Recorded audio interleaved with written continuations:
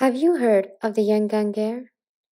We've all heard of the boogeyman, the monster in the night that takes away bad children. The Gjengangare is a Scandinavian legend of the dead coming back to the world to take care of unfinished business. The name Gjengangare is made of the two words meaning again and the word gangare meaning walker. So the name literally translates to walking again. The legend goes that when someone dies a violent death, or they die by suicide, or die with something unfinished in this life, they may just come back. They're different from ghosts because they're not apparitions.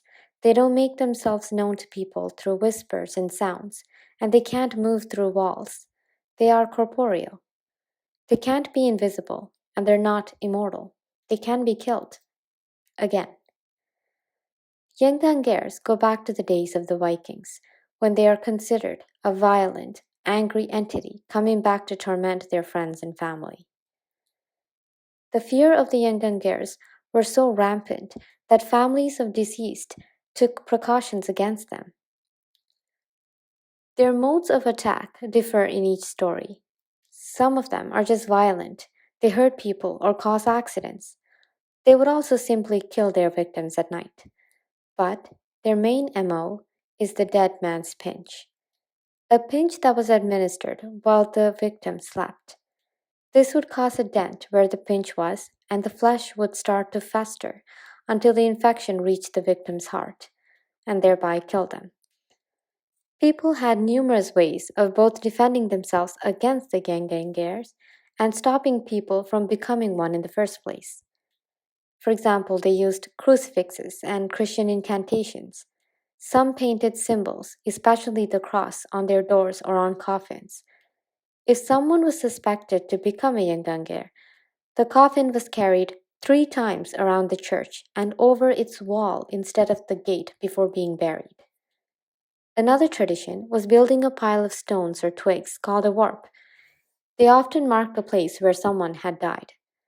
It was believed that when you passed this place, you should throw another stone or twig on the warp to commemorate what had happened there. Doing so would sometimes bring luck on your further travels, while not doing so would result in bad luck and dangerous accidents. Many of these warps have now disappeared. But in some places, the warp is marked with a sign or something similar.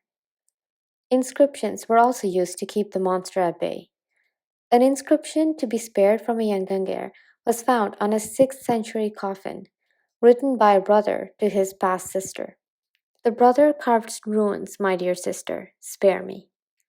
Since he can't walk through doors or windows, locking doors and painting protective symbols were helpful in letting people sleep at night. Does this remind you of another monster?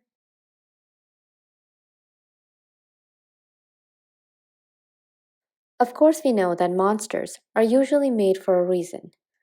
The tales of monsters attacking people at night while they slept was used as a caution against going to sleep in certain places, like close to graveyards, mountains, and water. The dead man's pinch might have also been a simpler way of explaining diseases that were rampant at the time. And the fear of becoming a restless monster hunting family and friends might have also been a way to discourage suicide, which was considered a sin in Christianity. It also scared people from committing violent crimes, as their victims might just come back for some payback. But either way, when you go to sleep, beware of visitors in the night. Sweet dreams.